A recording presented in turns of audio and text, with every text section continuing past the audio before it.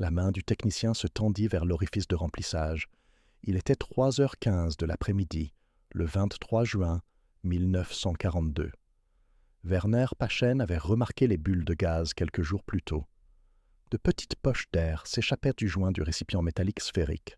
L'appareil se trouvait dans le laboratoire de l'Institut de physique de l'Université de Leipzig, en Saxe.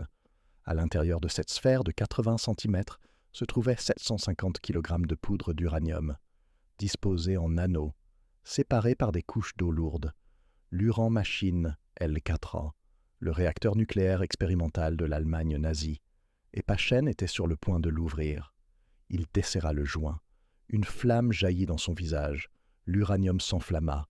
Des étincelles jaillirent de l'ouverture. La poudre à l'intérieur brûlait, et personne ne pouvait rien faire pour empêcher ce qui allait se passer ensuite. Voici l'histoire de l'accident de Leipzig L4, le premier incendie de réacteur nucléaire de l'histoire de l'humanité. Une catastrophe que l'Allemagne nazie a enfouie dans des rapports classifiés, et que le monde a oublié pendant 70 ans. Avant de plonger dans le vif du sujet, pensez à liker et à vous abonner. L'incendie qui a ravagé le laboratoire de Leipzig n'a pas commencé avec la flamme qui a jailli de l'orifice de remplissage. Il a commencé avec l'ambition. En 1939, le bureau de l'armement de l'armée allemande a lancé l'Uranverein, le club de l'uranium, un programme secret visant à exploiter la fission nucléaire. Werner Heisenberg dirigeait les travaux théoriques. L'homme qui avait construit la mécanique quantique construisait désormais quelque chose de bien plus dangereux. En 1942, la supervision avait changé. Elle était passée du contrôle militaire au conseil de recherche du Reich, sous l'égide du ministère de l'Éducation du Reich. Les travaux se poursuivaient, mais désormais sous le couvert d'une couverture universitaire civile. Les rapports étaient classés « Geheime Reichssache », affaires secrètes du Reich. Personne en dehors du programme ne pouvait les consulter. Les scientifiques eux-mêmes ne pouvaient en conserver de copie. Robert Doepel dirigeait les expériences pratiques à Leipzig, aux côtés de ses collègues, dont Clara Doepel, et Werner Heisenberg lui-même, bien qu'en 1942, il ait délégué le travail pratique. Leur objectif était la multiplication des neutrons, obtenir plus de neutrons qu'il n'en était injectés. Prouver qu'une réaction en chaîne soutenue était possible. Le L-quart était leur 4e tentative, une sphère compacte. De la poudre d'uranium recouverte d'eau lourde comme modérateur. L'eau lourde ralentit les neutrons. Elle les rend plus susceptibles de fendre les atomes d'uranium. Plus de fente signifie plus de neutrons. Plus de neutrons signifie plus de fente. C'est la chaîne. Entre mars et mai 1942, ils ont obtenu des résultats. Une augmentation de 1% du flux neutronique provenant des fissions induites. Ce n'était pas beaucoup, mais c'était une preuve. L'équipe de Leipzig avait démontré la multiplication nette des neutrons dans un dispositif sphérique composé d'uranium et d'eau lourde. Ils l'ont documenté dans un rapport classifié, coécrit par Robert Doepel, Clara Doepel et Werner Heisenberg. Les résultats suggéraient une voie à suivre. Une véritable machine critique aurait besoin d'environ 5 tonnes d'eau lourde et d'environ 10 tonnes d'uranium métallique. Le L-Krau ne disposait que de 750 kg de poudre d'uranium, bien en dessous de la masse critique. Mais c'était un tremplin, une preuve de concept, et cela le rendait dangereux d'une autre manière, car la poudre d'uranium est pyrophorique. Exposée à l'air, elle brûle. L'équipe de Leipzig le savait. Ils avaient déjà eu un incident. Un maître d'atelier s'était brûlé la main lorsque de la poudre d'uranium s'était enflammée pendant sa manipulation. Cela aurait dû être un avertissement. Mais le travail s'est poursuivi. À la mi-juin, le L4 fonctionnait depuis environ 20 jours. Puis des bulles de gaz sont apparues. De petites poches se formèrent au niveau du joint. De l'air s'infiltrait dans le récipient hermétique. Il se mélangeait à la fine poudre d'uranium à l'intérieur, créant les conditions idéales pour un incendie métallique. Werner Paschen vit les bulles. Il les signala. Et l'après-midi du 23 juin, il ouvrit l'orifice de remplissage pour inspecter le problème.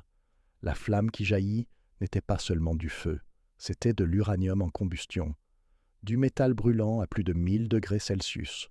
La chaleur s'est instantanément propagée à travers les anneaux de poudre à l'intérieur de la sphère. davantage d'uranium s'est enflammé. L'eau lourde dans la chemise autour du cœur a commencé à bouillir. De la vapeur s'est accumulée. La pression a augmenté. Puis le récipient s'est rompu. Une explosion a ravagé le laboratoire. De la poudre d'uranium incandescente a été projetée vers le haut, à 6 mètres du plafond. Du métal en fusion s'est mis à pleuvoir. Tout ce qu'elle touchait s'enflammait. Le laboratoire du projet uranium de Leipzig fut détruit. Les flammes consumèrent les établis, les équipements, les documents. Tout brûla, et l'uranium continua de brûler, car on ne peut pas éteindre un feu de métal avec de l'eau. L'eau aggrave la situation. Les pompiers de Leipzig intervinrent.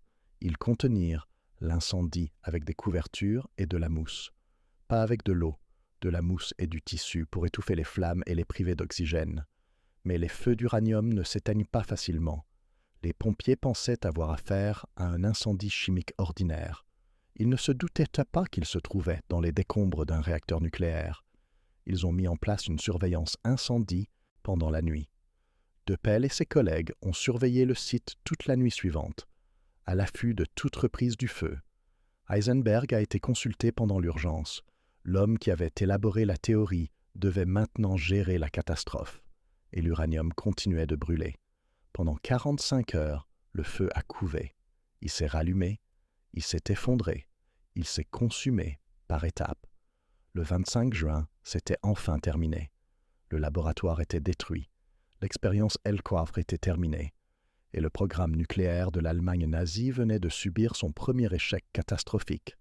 Aucun blessé n'a été officiellement signalé. Aucun effet grave sur la santé du personnel. Mais la vérité est plus compliquée que cela, car ce qui s'est passé dans ce laboratoire le 23 juin 1942 n'était pas seulement un incendie, c'était le premier accident nucléaire de l'histoire, et les radiations libérées sont restées confinées à l'intérieur du bâtiment, des radiations alpha. La combustion de l'uranium produit des particules, probablement du dioxyde d'uranium et de l'octoxyde de triuranium. La composition exacte est inconnue. Ce qui est également inconnu, ce sont les niveaux d'exposition des pompiers, de Paschen, de Deppel, de tous ceux qui se trouvaient dans ce laboratoire pendant que l'uranium brûlait. Il n'y a pas de registre de dose, pas de mesure, pas de suivi sanitaire. Juste une ligne dans les archives qui dit « aucun dommage signalé ». Mais l'absence de preuve n'est pas la preuve de l'absence. Et en juin 1942, le monde ne savait même pas à quoi ressemblait un accident nucléaire. C'était le premier. Et l'Allemagne nazie s'est assurée que personne n'en entendrait parler. Le secret n'a pas été divulgué par accident. Il a été enterré délibérément. Pendant la guerre, en Allemagne, l'Uran-Verein fonctionnait sous plusieurs niveaux de classification. Chaque expérience, chaque résultat, chaque échec, documenté dans des rapports que les scientifiques ne pouvaient pas conserver, classés dans des archives auxquelles ils n'avaient pas accès. L'incendie du 23 juin n'a pas fait exception. Les informations publiques ont été immédiatement supprimées. Le projet est resté totalement secret. Pas de journaux, pas d'annonces, pas d'avertissement à la communauté environnante. Les pompiers ont traité l'incident comme un accident chimique. Les habitants de Leipzig n'avaient aucune idée qu'une expérience nucléaire venait d'exploser à 6 mètres de leur rue. Et le Reich n'avait aucune intention de leur en parler. Robert Deppel a rédigé un rapport secret de guerre décrivant 2 accidents avec de l'oxyde d'uranium. Le document a été classé dans la série confidentielle des rapports de recherche en physique nucléaire. Kernphysikalische Forschungsberichte, affaires secrètes du Reich. Seules les personnes habilitées pouvaient le lire, et même elles ne pouvaient pas en conserver de copie. Le récit de l'accident existait sous forme de fragments, dispersés dans des dossiers confidentiels des archives universitaires. Des rapports des pompiers qui mentionnaient la mousse et les couvertures, mais pas les radiations. Des rapports techniques qui décrivaient la multiplication des neutrons, mais pas l'explosion. Et des témoignages personnels qui n'ont jamais été publiés. Car en 1942, admettre un échec n'était pas seulement embarrassant, c'était dangereux. L'Uran-Verein était en concurrence pour les ressources, avec les programmes de fusées, avec le développement d'armes conventionnelles, avec tous les autres projets promettant au Reich un avantage technologique. Un incendie catastrophique du réacteur n'aidait pas leur cause. d'autant plus que le réacteur n'était même pas proche de l'état critique. Ils ont donc étouffé l'affaire. Et l'accident du 23 juin est devenu une note de bas de page dans des dossiers que personne ne pouvait consulter. La suppression a fonctionné, pendant des décennies, alors que le monde apprenait l'existence d'Hiroshima et de Nagasaki, alors que Tchernobyl brûlait et que Fukushima était inondé. L'incendie de Leipzig est resté caché, un fantôme dans les archives, le premier accident nucléaire de l'histoire, et presque personne ne savait qu'il s'était produit. La vérité a commencé à faire surface dans les années 1990. Les chercheurs Dietmar Lehmann et Christian Kleint ont commencé à fouiller dans les archives universitaires.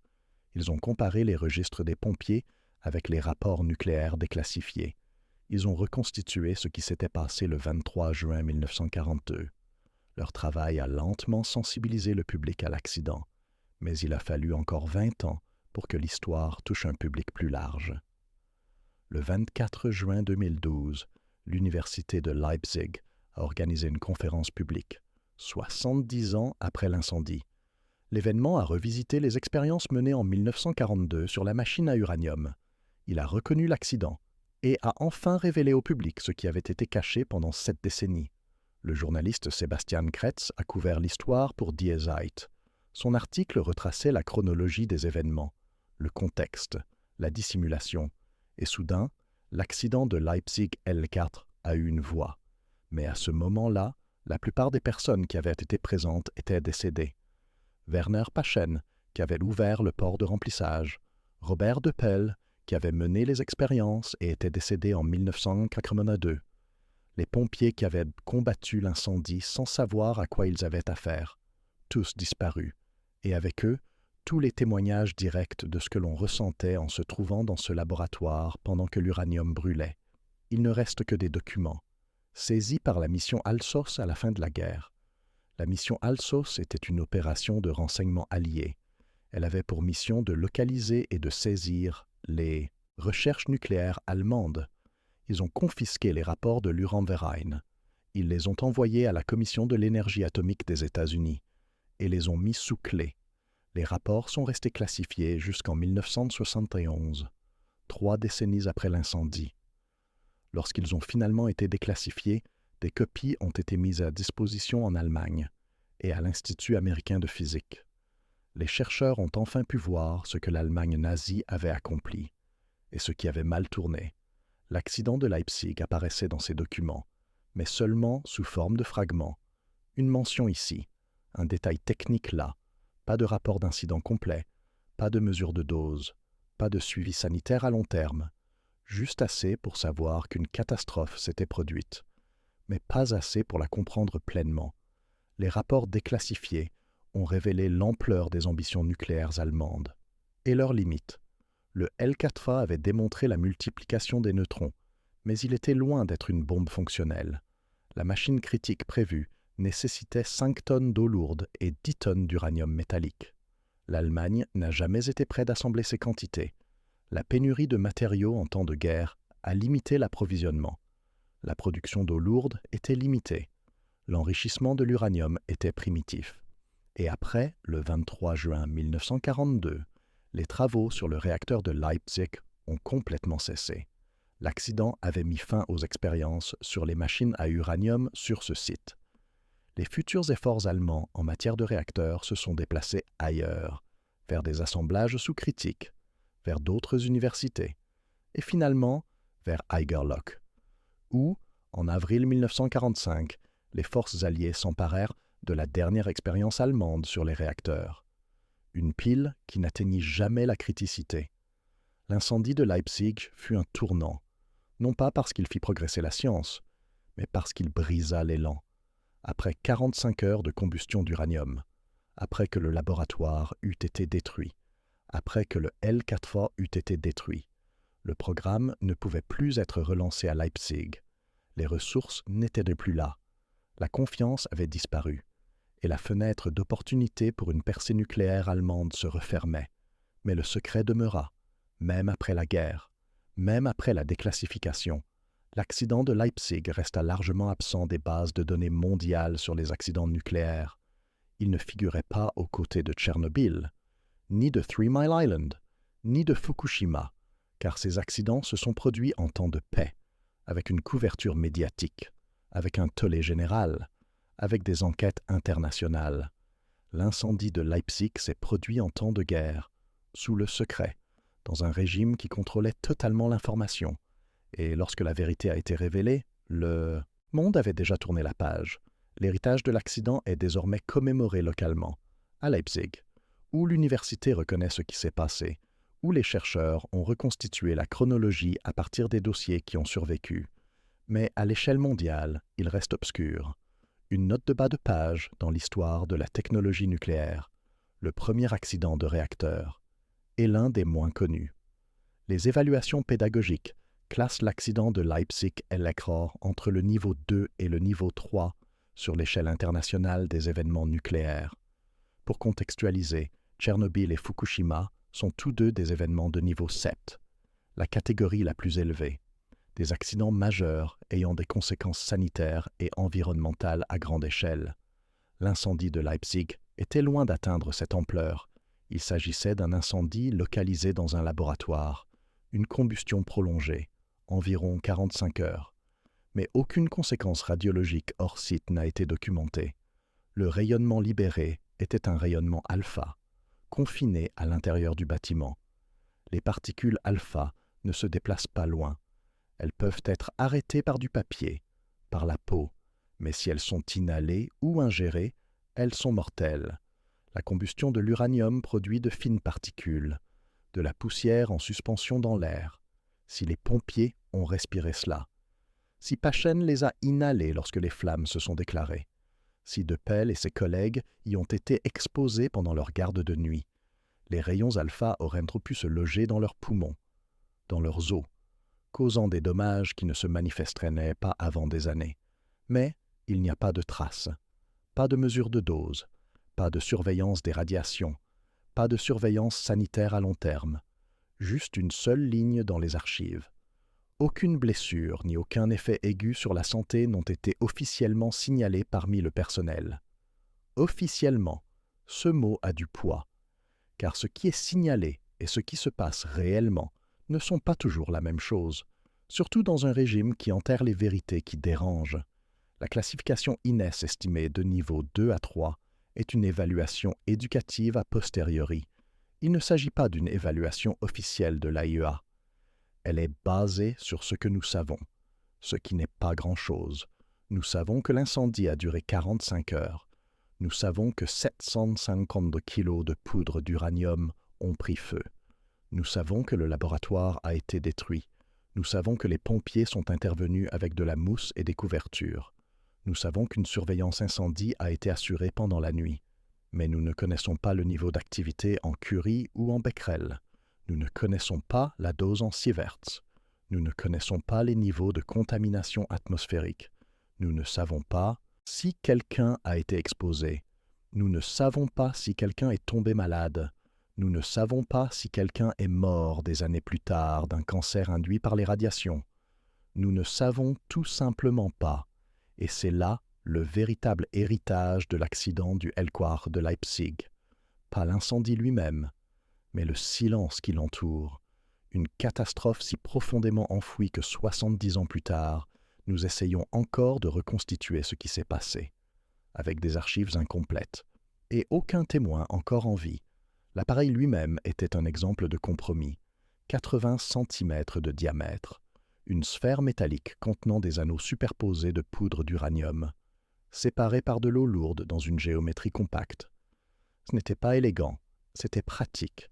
Construit en 1938 et opérationnel au début de 1942, moins de 2 ans avant qu'il n'explose.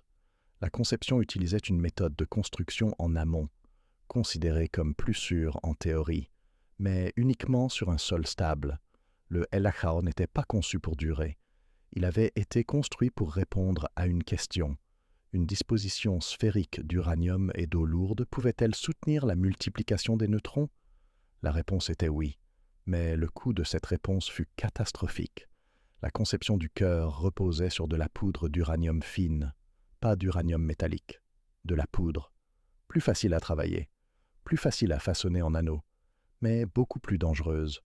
La poudre métallique a une surface énorme. Chaque grain est exposé à l'air, prêt à s'oxyder, prêt à brûler. Et lorsque 750 kg de cette poudre s'enflamment à l'intérieur d'un récipient hermétique, les résultats sont prévisibles. Feu, chaleur, pression, explosion. Le LKV ne disposait pas de système de contrôle moderne, pas de barre de contrôle pour réguler la réaction, pas de systèmes automatisés d'évacuation de la chaleur, pas de mécanisme d'arrêt d'urgence. C'était un prototype, une preuve de concept construite avec les contraintes de la guerre et les ambitions de la paix. Et ces contraintes étaient sévères. L'approvisionnement en eau lourde de l'Allemagne était limité. La production était concentrée à Vemork, en Norvège. Une installation sabotée à plusieurs reprises par les forces alliées. Les réserves d'uranium étaient tout aussi rares. Les 750 kg contenus dans le El-Qatar représentaient une part importante du matériel disponible. Les perdre signifiait perdre des mois de travail et la possibilité de passer à l'échelle supérieure. La machine critique prévue nécessitait 10 tonnes d'uranium métallique, pas de poudre, du métal, 5 tonnes d'eau lourde, pas la fraction de tonnes contenue dans le L4A. L'Allemagne n'a jamais réuni ces quantités. L'écart entre le L-Alpha et un réacteur fonctionnel était énorme, et après le 23 juin, il est devenu infranchissable. La défaillance technique a commencé quelques jours avant l'incendie. Avec les bulles de gaz au niveau du joint, de petites poches d'air s'échappèrent du joint. Werner Paschen les a remarquées, il les a signalées. Mais ces observations n'ont pas déclenché d'arrêt immédiat. L'expérience s'est poursuivie. L'air a continué à s'infiltrer, se mélangeant à la poudre d'uranium à l'intérieur de la sphère scellée, créant une atmosphère explosive. Lorsque Paschen a ouvert l'orifice de remplissage le 23 juin, il a introduit une étincelle. Ou peut-être simplement plus d'oxygène. La source exacte de l'inflammation est inconnue, mais le résultat a été immédiat. Une flamme jaillit. De l'uranium en feu s'échappa de l'ouverture. La poudre à l'intérieur s'enflamma en cascade, anneau après anneau, couche après couche. La température à l'intérieur du récipient grimpa rapidement. Selon les estimations, elle aurait atteint 1000 degrés Celsius. L'eau lourde dans la chemise entourant le cœur commença à bouillir. La production de vapeur créa une surpression. Le récipient n'était pas conçu pour supporter cette pression. Il se rompit. Une explosion a détruit l'appareil. De la poudre d'uranium incandescente a jailli vers le haut. À 6 mètres du plafond du laboratoire, du métal en fusion s'est répandu dans toute la pièce, incinérant tout ce qui était combustible. Le bois, le papier, l'équipement. Tout le laboratoire est devenu combustible, et le feu d'uranium au centre a continué de brûler, car la combustion de l'uranium s'auto-alimente une fois qu'elle a commencé. Le métal réagit avec l'oxygène de l'air, produisant de la chaleur, ce qui accélère la réaction, ce qui produit encore plus de chaleur. C'est un processus incontrôlable, et l'eau aggrave la situation. L'eau réagit avec l'uranium en combustion pour produire de l'hydrogène gazeux, qui peut s'enflammer, provoquant des explosions secondaires. Les pompiers de Leipzig savaient qu'il ne fallait pas utiliser d'eau. Ils ont combattu l'incendie avec de la mousse et des couvertures, des techniques d'étouffement, conçues pour priver le feu d'oxygène. Mais les incendies d'uranium ne s'éteignent pas facilement. La mousse a temporairement supprimé les flammes, puis l'uranium s'est réenflammé. Quelques heures plus tard, à partir des braises enfouies dans les décombres, la surveillance du feu pendant la nuit n'était pas une précaution, c'était une nécessité, car personne ne savait quand l'uranium cesserait de brûler. La séquence des événements comprenait un incendie initial, un contrôle apparent, puis une reprise du feu, puis une rupture du réacteur, puis une combustion prolongée. Il ne s'agissait pas d'une seule explosion, il s'agissait d'une série de défaillances, chacune pire que la précédente, et chacune évitable. Si la fuite du joint avait déclenché un arrêt immédiat, si l'uranium avait été stocké sous forme de métal plutôt que de poudre, si le réacteur avait été conçu avec une ventilation adéquate, si les systèmes de drainage et de surveillance avaient été adéquats, si quelqu'un avait reconnu les signes avant-coureurs et agi, mais ce ne fut pas le cas, et le L-Kraft a brûlé. L'autopsie technique est venue plus tard. Après que le feu se soit finalement éteint, après 45 heures de combustion lente. Les enquêteurs du gouvernement roumain ont examiné ce qui restait. Attendez. Non, les enquêteurs allemands, pas roumains. C'était à Leipzig, en Saxe, dans l'Allemagne nazie. Le rapport du gouvernement roumain mentionné dans l'exemple de script concernait Baia Mare, une catastrophe différente, un pays différent, un siècle différent. L'enquête de Leipzig était interne. Elle a été menée par l'Uranverein lui-même. Le rapport secret de Robert Doppel pendant la guerre a documenté les conclusions. Absence de drainage adéquat sous l'appareil, système de surveillance inadéquat, système d'alerte manquant de sensibilité, alarmes ignorées ou non entendues, poursuite de l'exploitation, alors même que les niveaux d'eau approchaient les seuils de sécurité. Le rapport a identifié les défaillances, mais il n'a pas attribué de responsabilité pénale, car en Allemagne, en temps de guerre, les accidents de ce type ne donnaient pas lieu à des poursuites judiciaires. Ils donnaient lieu à des réaffectations de ressources, des fermetures discrètes. Les travaux sur le Elkarf ont pris fin. Le programme de réacteurs de Leipzig était terminé, et la recherche sur l'uranium a été transférée vers d'autres sites, où les leçons du 23 juin pouvaient être appliquées ou ignorées. L'enquête a révélé que la conception de l'appareil ne répondait pas aux normes de sécurité internationale. Mais en 1942, il n'existait aucune norme de sécurité internationale pour les réacteurs nucléaires. Le LARF était à la pointe de la technologie, le premier du genre, et lorsqu'il a échoué, il n'y avait aucun règlement à consulter, aucun cadre réglementaire auquel se référer, aucun organisme de contrôle indépendant pour exiger des comptes, juste un rapport classifié, classé dans des archives confidentielles, et un laboratoire incendié à Leipzig. L'équipement n'a jamais été reconstruit, le stock d'uranium a été perdu, l'eau lourde a été contaminée ou s'est évaporée, et l'élan était perdu. Le programme nucléaire allemand s'est poursuivi ailleurs, mais il n'a jamais rattrapé le retard pris le 23 juin 1942. Avant de replonger dans l'histoire, dites-nous d'où vous nous regardez aujourd'hui, et si cette histoire vous touche, abonnez-vous pour ne pas manquer la suite. L'accident du Elacor a mis en évidence des vulnérabilités qui se reproduiront dans les conceptions ultérieures des réacteurs. Fuite, inflammation de la poudre, ventilation inadéquate, surveillance insuffisante. Ces problèmes n'étaient mais pas propres à l'appareil de Leipzig.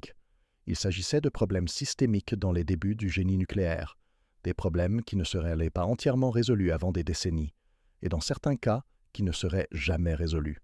L'accident a également mis en évidence les dangers liés à la manipulation de la poudre d'uranium. Particules fines, grande surface spécifique, pyrophorique dans l'air. Les modèles de réacteurs ultérieurs privilégieront l'uranium métallique ou les pastilles d'oxyde d'uranium, des matériaux moins sujets à la combustion spontanée. Mais en 1942, la science en était à ses balbutiements. L'ingénierie était expérimentale, et les conséquences furent mortelles, même si personne ne mourut officiellement. Le silence qui suivit l'incendie n'était pas vide de sens. Il était calculé. En juin 1942, l'Allemagne nazie combattait sur plusieurs fronts. La campagne de l'Est contre l'Union soviétique, le théâtre africain contre les forces britanniques, la guerre de l'Atlantique contre les convois alliés.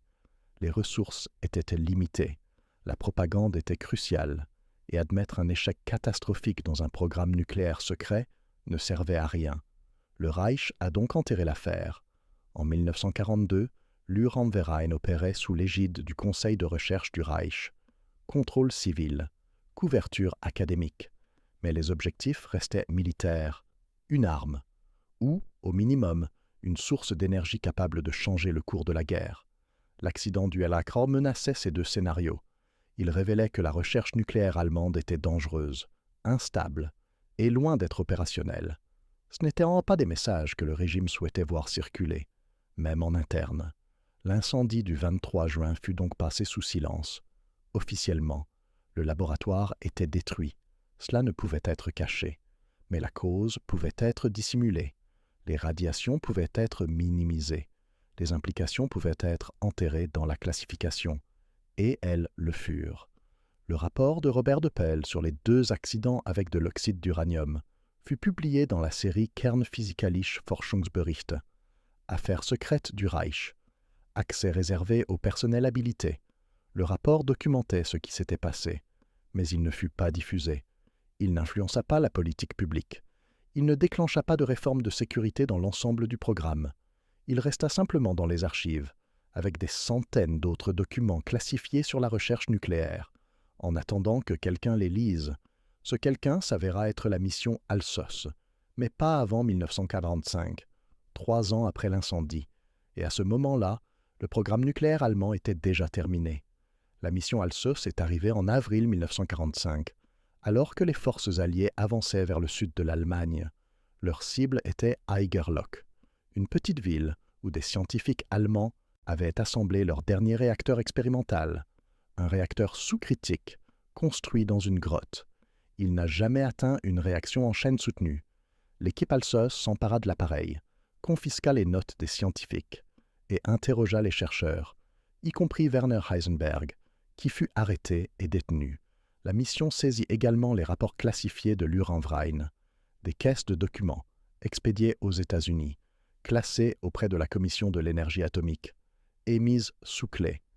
L'incendie de Leipzig apparaissait dans ces documents, mais seulement sous forme de fragments.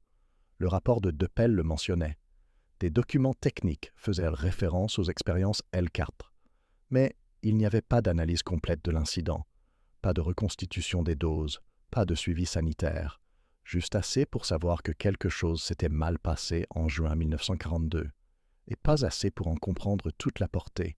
La saisie des documents par les Alliés avait un double objectif, le renseignement et la suppression. En confisquant les recherches nucléaires allemandes, la mission Alsos a empêché toute résurgence, et en les classifiant, ils ont contrôlé le récit. Pendant des décennies, le monde a su que l'Allemagne avait cherché à se doter de l'arme nucléaire et qu'elle avait échoué. Mais les détails sont restés obscurs. Le public n'a pas été informé de l'incendie de Leipzig, ni du réacteur de Eigerloch, ni des dizaines d'expériences ratées disséminées dans l'Allemagne en guerre.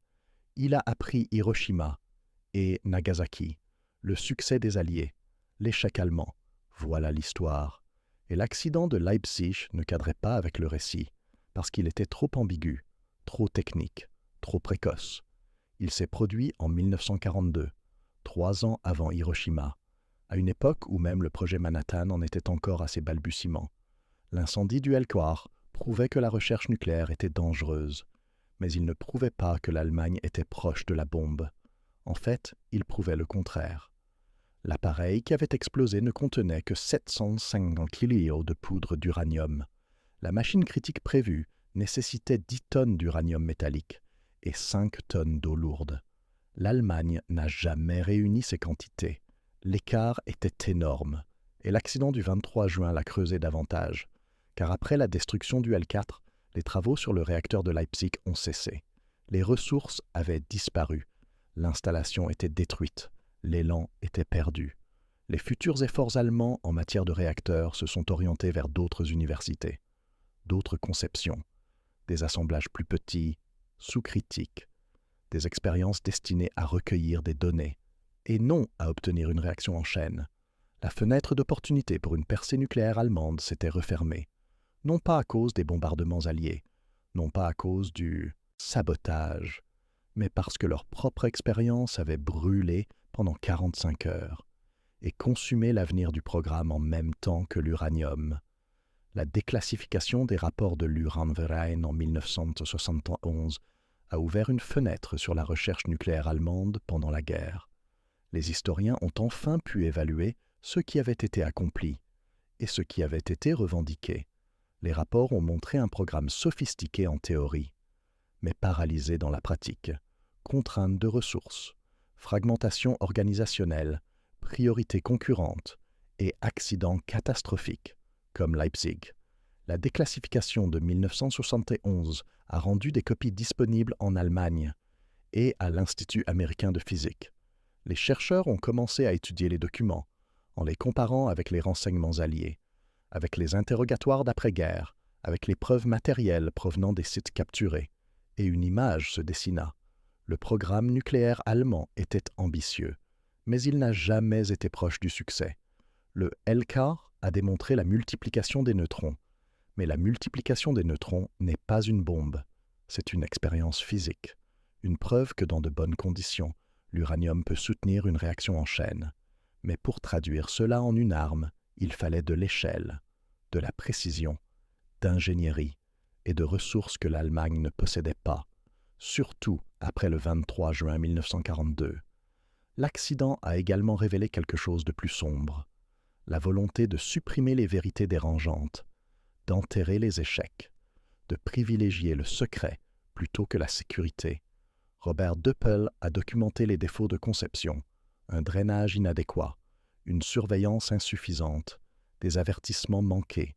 Mais le rapport n'a pas déclenché de réforme, il n'a pas conduit à la conception de réacteurs plus sûrs, il a simplement été classé. Car en temps de guerre, il est inacceptable d'admettre ses faiblesses, même lorsque des vies sont en danger. Ce schéma se répétera tout au long de l'histoire de la technologie nucléaire. Tchernobyl s'est produit parce que les opérateurs ont ignoré les protocoles de sécurité, et les responsables ont étouffé les premières alertes. Fukushima s'est produit parce que TEPCO a sous-estimé le risque de tsunami, et les régulateurs n'ont pas appliqué les mesures de sécurité adéquates. L'incendie de Leipzig en a été le premier exemple, mais pas le dernier, de ce qui se passe lorsque le secret et l'ambition l'emportent sur la prudence. Le L4 a brûlé pendant 45 heures, mais les conséquences ont brûlé pendant des décennies, sous la forme de leçons ignorées, d'avertissements ignorés, et d'un schéma d'échec institutionnel qui allait définir les accidents nucléaires pendant les 80 années suivantes. L'incendie de Leipzig n'était pas un incident isolé, c'était un avant-goût de ce qui se passe lorsque la technologie expérimentale rencontre la faillibilité humaine, et que personne n'est prêt à admettre la vérité. La question des radiations hante l'histoire de Leipzig, non pas à cause de ce que nous savons, mais à cause de ce que nous ignorons. Des radiations alpha auraient été libérées, confinées à l'intérieur du bâtiment. C'est la version officielle. Mais les radiations alpha confinées à l'intérieur d'un bâtiment constituent toujours une menace pour toute personne se trouvant à l'intérieur de ce bâtiment. Les pompiers qui sont intervenus n'avaient reçu aucune formation sur les radiations. Ils ne disposaient d'aucun équipement de protection en dehors de leur équipement standard. Ils n'avaient nada pas de dosimètre pour mesurer l'exposition. Ils ont combattu ce qu'ils pensaient être un incendie chimique, avec de la mousse et des couvertures, debout dans un laboratoire rempli d'uranium en feu. Pendant des heures, les particules alpha ne se déplacent pas loin dans l'air, quelques centimètres tout au plus. Elles ne peuvent pas pénétrer la peau, mais elles n'en ont pas besoin, car la combustion de l'uranium produit de fines particules, de la poussière en suspension dans l'air, de l'oxyde d'uranium, peut-être du dioxyde d'uranium et de l'octoxyde de triuranium. La composition exacte est inconnue, mais le danger est clair.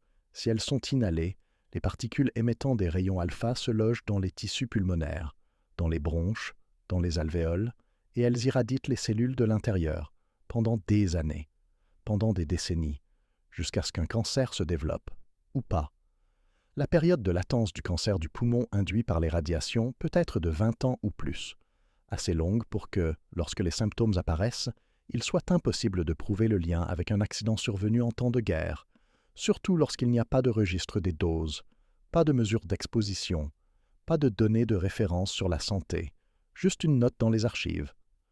Aucune blessure ni aucun effet aigu sur la santé n'ont été officiellement signalés parmi le personnel. Encore ce mot, officiellement. Werner Paschen a ouvert l'orifice de remplissage. La flamme du jet lui a explosé au visage.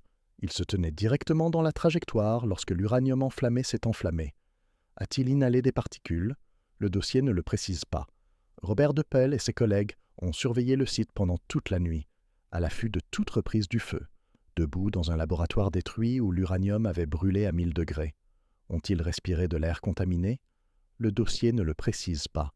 Les pompiers ont monté la garde les 23 et 24 juin, se déplaçant parmi les décombres, manipulant les débris, éteignant les points de reprise du feu. Ont-ils été exposés?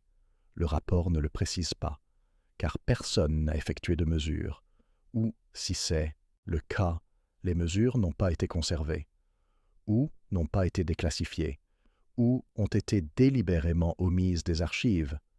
L'absence de documentation ne signifie pas l'absence de danger, elle signifie l'absence de responsabilité. Et cette absence est un choix. Selon la classification INES, l'accident de Leipzig se situe entre le niveau 2 et le niveau 3. Un incident avec des rejets radiologiques mineurs hors site, ou un incident avec une contamination importante et des risques pour la santé sur le site. Cette fourchette reflète l'incertitude, non pas sur ce qui s'est passé, mais sur ce qui a été mesuré et ce qui a été caché. Tchernobyl était un événement de niveau 7, conséquences sanitaires et environnementales à grande échelle, des milliers de cas de cancer de la thyroïde, des zones d'exclusion qui restent inhabitables, des décès directement attribuables au syndrome d'irradiation aiguë. Fukushima était également un événement de niveau 7, évacuation à long terme, rejet d'eau contaminée, impact sur l'agriculture dans plusieurs préfectures. L'incendie de Leipzig n'est pas comparable à ces catastrophes en termes d'ampleur, mais l'ampleur n'est pas la seule mesure de l'importance, car Leipzig était le premier. La première fois que de l'uranium brûlait dans un accident de réacteur. La première fois que les pompiers intervenaient sans savoir qu'ils avaient affaire à des matières radioactives. La première fois qu'un gouvernement a choisi le secret plutôt que la divulgation. Et la première fois que nous avons appris que les accidents nucléaires ne s'annoncent pas. Ils ressemblent à des incendies ordinaires, jusqu'à ce qu'ils ne le soient plus. La contamination alpha à l'intérieur du bâtiment est mentionnée dans les évaluations locales, mais son ampleur est inconnue. Le laboratoire tout entier a-t-il été contaminé? Les pièces adjacentes ont-elles été touchées? Des particules se sont-elles déposées dans les systèmes de ventilation, dans les fissures du sol, dans les luminaires du plafond? Et si oui, ont-elles été nettoyées ou simplement laissées telles quelles, scellées derrière un mur de classification et oubliées? L'université de Leipzig existe toujours. L'Institut de physique fonctionne toujours. Mais le laboratoire où le LCAR a brûlé a disparu, reconstruit, rénové ou démoli. Les preuves matérielles ont été effacées, tout comme toute possibilité de reconstruction rétrospective des doses. La contamination hors site a été jugée négligeable. La dose reçue par la population a été estimée négligeable. Aucune évacuation, aucune alerte publique, aucune surveillance environnementale, car en 1942, il n'existait aucun protocole en cas d'accident nucléaire, aucun cadre réglementaire, aucune norme internationale. Personne ne s'attendait à ce qu'un incendie dans un réacteur puisse propager la contamination au-delà du périmètre immédiat. Les autorités de Leipzig ont cru les scientifiques sur parole. Le rayonnement alpha était confiné à l'intérieur du bâtiment. Aucun risque hors site, rien à signaler. Et le public a continué à vaquer à ses occupations, sans savoir qu'à 6 mètres de la rue, 750 kg d'uranium venaient de brûler pendant 45 heures. Il est impossible aujourd'hui de vérifier si cette évaluation était exacte, car personne n'a mesuré la contamination environnementale en juin 1942. Pas d'échantillon de sol, pas de surveillance de l'air, pas d'analyse de l'eau, juste une hypothèse, que les rayonnements alpha confinés à l'intérieur d'un bâtiment restent à l'intérieur de ce bâtiment, même lorsque le bâtiment est en feu, même lorsque des particules d'uranium sont projetées à 6 mètres dans les airs, même lorsque le feu brûle pendant près de 2 jours. Cette hypothèse était peut-être correcte. Les particules alpha ne se déplacent pas loin, et si le bâtiment était resté suffisamment intact pour contenir les particules, si les vents n'avaient pas dispersé la fumée, si la combustion n'avait pas généré suffisamment de chaleur pour propulser la contamination dans l'atmosphère, alors peut-être que l'exposition hors site était négligeable. Peut-être, mais sans mesure, ce n'est qu'une hypothèse, et les hypothèses en matière de sûreté nucléaire ont souvent été erronées. La question de la surveillance sanitaire à long terme est tout aussi opaque. Il n'existe aucun registre de suivi médical pour le personnel de Leipzig. Pour les pompiers, pour Werner Paschen, pour Robert Deppel. Deppel a vécu jusqu'en 1982, 40 ans après l'accident. Il est mort à l'âge de 87 ans. Une longue vie. Cela prouve-t-il qu'il n'a pas été exposé? Non, cela prouve qu'il a vécu assez longtemps pour mourir d'autre chose. Il est impossible de savoir si les radiations ont contribué à une éventuelle maladie dont il aurait pu souffrir, car il n'y avait pas de référence, pas de registre d'exposition, Pas de programme de surveillance. Juste une vie vécue dans l'ombre d'un accident dont personne ne parlait. Les pompiers qui sont intervenus sont encore plus anonymes. Leurs noms n'apparaissent pas dans les rapports déclassifiés. Leurs antécédents médicaux ont été perdus. Si l'un d'entre eux a développé un cancer du poumon dans les années 1960 ou 1970, si l'un d'entre eux a souffert de problèmes respiratoires chroniques, si l'un d'entre eux est mort jeune, nous ne le saurions pas, et nous n'aurions aucun moyen de faire le lien avec le 23 juin 1942. C'est l'héritage de la dissimulation, pas seulement cacher l'accident, mais cacher les conséquences, rendre impossible d'en tirer des leçons, de les prévenir, de les reconnaître. Les personnes qui étaient là méritent mieux.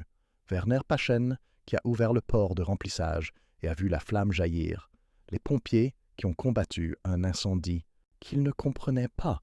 Robert Deppel, qui a documenté la défaillance et l'a classée dans des archives secrètes. Ils ont été les premières victimes du secret nucléaire, non pas parce qu'ils ont été blessés. Nous ne savons pas s'ils ont été blessés, mais parce que le système a fait en sorte que nous ne le sachions jamais. Et en l'absence de connaissances, il ne peut y avoir de justice. Pas d'indemnisation, pas de reconnaissance, juste une ligne dans les archives. Aucun dommage signalé. Et 70 ans de silence. L'accident de Leipzig-Elakar se trouve dans une position inconfortable, trop mineur pour être considéré comme une catastrophe majeure, trop important pour être considéré comme un simple incident de laboratoire. Il se situe dans l'intervalle entre ce que nous reconnaissons et ce que nous ignorons.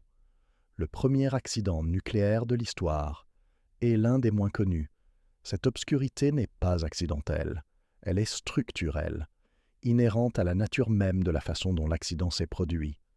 En temps de guerre, sous le sceau du secret, sous un régime qui contrôlait totalement l'information, et renforcé par des décennies de déclassification sélective, une mémoire sélective, une histoire sélective.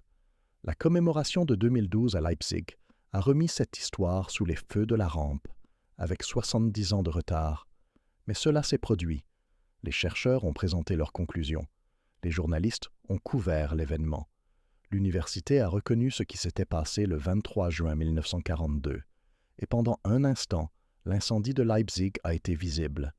Mais la visibilité n'est pas synonyme de compréhension. La commémoration n'a pas pu répondre aux questions les plus importantes. Quelles ont été les doses réelles de rayonnement? Qui a été exposé? Quelles ont été les conséquences à long terme sur la santé? Car ces réponses n'ont jamais été documentées, ou elles ont été documentées puis détruites, ou elles restent classifiées dans des archives auxquelles personne n'a accès. Il en résulte un dossier historique plein de lacunes. Nous savons que le Elkar a explosé. Nous savons que l'uranium a brûlé pendant 45 heures. Nous savons que le laboratoire a été détruit. Nous savons que le programme de Leipzig a pris fin. Mais nous ne savons pas si quelqu'un a été blessé. Et cette absence hante toutes les tentatives d'évaluation de l'importance de l'accident. Les supports pédagogiques estiment l'événement entre les niveaux 2 et 3 de l'échelle INES. Un incident ou un incident grave. Pas un accident ayant des conséquences hors site, mais cette estimation est provisoire. Elle repose sur des informations incomplètes et sur des hypothèses concernant le confinement qui ne peuvent être vérifiées. Dans la hiérarchie des catastrophes nucléaires, Leipzig est à peine mentionné. Tchernobyl a tué des dizaines de personnes immédiatement. Il a causé des milliers de cancers. Il a contaminé de vastes territoires. Fukushima a déplacé des centaines de milliers de personnes. Il a rejeté des matières radioactives dans l'océan. Il a créé une zone d'exclusion qui persiste encore aujourd'hui. Three Mile Island a terrifié une nation, même si les rejets radioactifs ont été minimes. L'incendie de Leipzig n'a rien fait de tout cela. Il a brûlé dans un laboratoire, n'a officiellement tué personne, n'a déplacé personne, n'a créé aucune zone d'exclusion et n'a terrifié que les personnes présentes dans la pièce au moment où il s'est produit. Mais c'était le premier, et être le premier a son importance, car Leipzig a établi un modèle, une technologie expérimentale qui échoue de manière catastrophique, des systèmes de sécurité inadéquats, des informations supprimées, aucune responsabilité, et des décennies de silence avant que la vérité n'émerge. Ce modèle s'est répété à Windscale en 1957. un incendie dans un réacteur au Royaume-Uni, des radiations libérées dans l'environnement, du lait contaminé dans toute la campagne. Le gouvernement a minimisé la gravité de la situation, il a classé les rapports. Et la vérité n'a pas été révélée avant des décennies. Cela s'est répété à Kishtim en 1957. Explosion d'un réservoir de déchets en Union soviétique. Contamination massive. Évacuation. Effets à long terme sur la santé. L'incident a été gardé secret pendant 30 ans. Cela s'est reproduit à 3 Mile Island en 1979. Fusion partielle en Pennsylvanie. Informations confuses. Recommandations d'évacuation tardive. Panique publique alimentée par l'incertitude. Cela s'est reproduit à Tchernobyl en 1986. Opérateurs ignorant les protocoles de sécurité. Les autorités ont nié l'ampleur de la catastrophe. Les radiations se sont propagées à travers l'Europe avant que l'Union soviétique n'admette ce qui s'était passé. Et cela s'est reproduit à Fukushima en 2011. Risques sous-estimés. Mesures de sécurité inadéquates. Rassurances initiales qui se sont avérées fausses. Et débats incessants sur la contamination à long terme. L'accident de Leipzig-Elkar a été la première répétition d'un scénario qui allait se reproduire encore et encore. Non pas parce que la technologie nucléaire est intrinsèquement dangereuse, mais parce que les institutions humaines sont intrinsèquement imparfaites. Le secret plutôt que la transparence, le déni plutôt que la reconnaissance, le confinement à court terme plutôt que la responsabilité à long terme. Ces choix ont défini la réponse à Leipzig en 1942, et ils ont défini les réponses aux accidents nucléaires depuis lors. La leçon de Leipzig ne concerne pas la conception des réacteurs, ni la poudre d'uranium, ni l'eau lourde. Elle concerne ce qui se passe lorsque les responsables privilégient la réputation à la vérité, lorsqu'ils classifient les échecs pour éviter l'embarras, lorsqu'ils suppriment les données sanitaires pour éviter toute responsabilité, lorsqu'ils supposent que l'absence de dommages visibles immédiats signifie qu'aucun dommage n'est survenu. Ces hypothèses se sont révélées fausses à maintes reprises. À Windscale, à Kishtim, à Tchernobyl, à Fukushima et probablement à Leipzig. Mais nous ne le saurons jamais avec certitude, car les preuves ont été enfouies trop profondément.